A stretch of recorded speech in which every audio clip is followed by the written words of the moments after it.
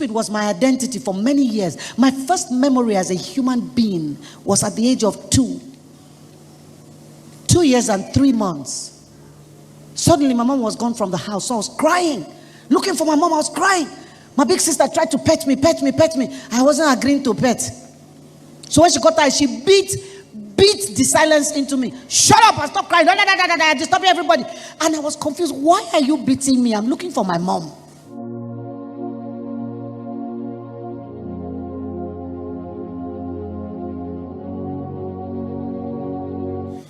You know, some of us do that. We come before God and we say, I'm stupid. Because somebody said it, we're repeating it to the God who created our minds that are like his. And we say, Lord, I'm stupid. Stupid was my identity for many years. My first memory as a human being was at the age of 2 years and 3 months. Suddenly my mom was gone from the house, so I was crying, looking for my mom. I was crying. My big sister tried to pet me. I wasn't agreeing to pet.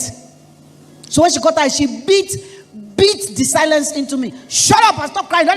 Disturbing everybody. And I was confused. Why are you beating me? I'm looking for my mom.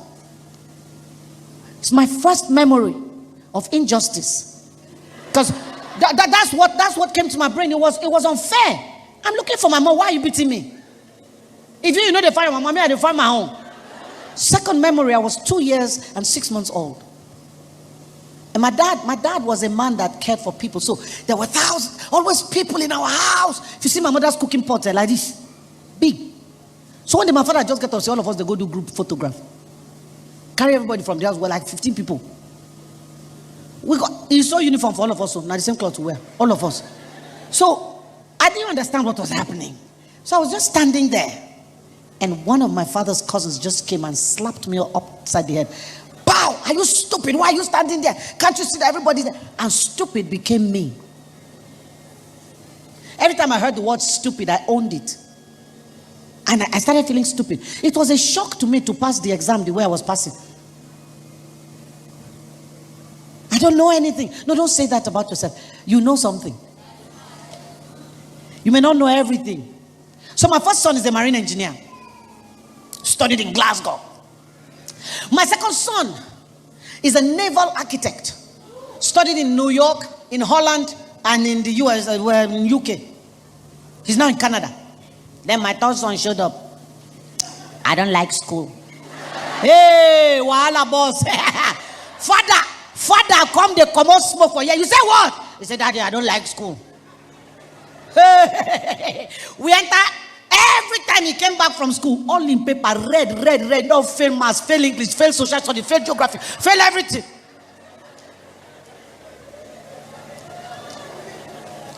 One day my husband called family meeting. He said, my son, what is the problem? He said, Daddy, will you allow me to play football? Hey! Nigerian father, foot. It's not only football, it's headball. Come on, will you shut up? And the second son, the naval architect, said, Daddy, leave him. He said, you stopped me from playing football. Till today, even as a naval architect, I still wonder whether I could have been a star. He said, Daddy, don't let this boy live his life wandering. Let him. My father said, okay. My husband said, okay, compromise. Go to school and go to football. You go to football academy. So while you are playing football, you are academizing your brain. My son said, really, Daddy? Yes. He never came home with red biro again. Never. Everything turned because now somebody was giving voice to his dream. So I said to him, if you go to the football academy, it's 2 years. You are doing your A-levels. I said, what if nobody signs you up? He said, Mommy, it's not do or die. At least I would know that I gave it my best shot. I'll go to school. And that's what happened. They didn't sign him on. He went to school. He graduated. He's now back in school. I was shocked when he said, I want to do my master's. I said, I thought you don't like school. He said, Mommy, well, you know things can change. He said, I don't like school. But guess what my son is good at?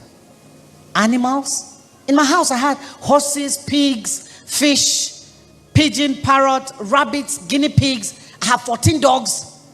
All in my house. Children come to my house for excursion. I'm not joking. The school will write to us, please, can the children come for excursion? We say yes. So they'll come to my house for excursion and they'll ride the horses in my compound. I have a bit of space.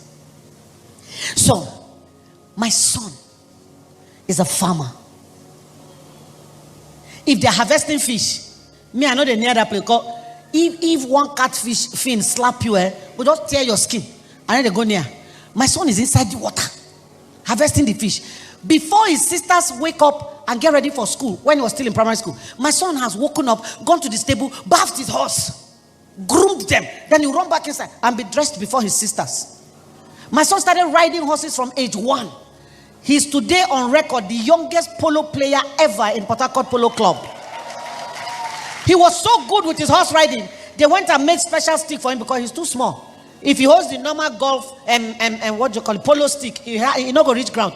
They went and made a special one for him. If they bring any crazy horse to the polo club, they'll tell the horse, wait, Ephraim is coming. Ephraim will ride that horse. Ephraim is the one that notices when workers are not at work. He's the one that notices when somebody's face has changed. Mommy, he's not looking okay. Find out what is wrong. Now, so one day our pig born. So he came excited, mommy, the pig gave birth to 13. I said, wow, so many. Then after a while, he was about 5 years old. He said, but mommy, the babies were coming out from the bum. I said, hey now, babies are born through the bum. He said, evil human being baby. I said, yes, evil human being baby. God, he said, so mommy, I'm using that me and came from the bum. I said, God forbid. You don't know everything, but you know something. There are things that came with you from heaven. Nobody came here empty. Nobody came here useless. Nobody came here without capacities. All of us have capacities. Find your own. If it is not academics, leave them. Not be all of us go do PhD. Not be all of us can read. Hey, there's one mama in Port Harcourt. She has 4 master's degrees in 4 fields. Okay. I say, Auntie, now wait. Leave her. I know. The school where I go, you don't do. Find what you're carrying. Some of us are carrying a smile. Give it. Hello. Finally, what I am is resilient. I'm unbreakable. I've changed the song. I'm unbreakable. See, I made up my mind that says Satan must sit in hell and cry because of me. I'm going to just think of me and say, wait, this woman serve. Wait till I figure out, it can't do me nothing. If I got to the point, I will say to the devil, bring it on. Whatever you have in your arsenal, bring it. I'm not afraid. One of the pastors that works in our rehab, they told him that his blood sugar level had gone to some crazy levels. So panic attack. He called me and said, excuse me, what are you panicking for? I said, don't you see that these are the times when the word has to come off the pages of the paper and become a living, moving, breathing thing? When do you think the word will come alive if it is not when oppositions show up like this? I said, what are you panicking for? I said, in your life, I never want to hear the word panic from your mouth again. He's the pastor of a church, but the enemy came and knocked him and he was shaking. I said, in your life, even if they can't tell you, say your picking don't fall inside well, I don't want to hear panic. Join our community, subscribe, and let's explore the apostolic legacy together. The Apostolic TV, where faith flourishes. Subscribe now and be a part of it.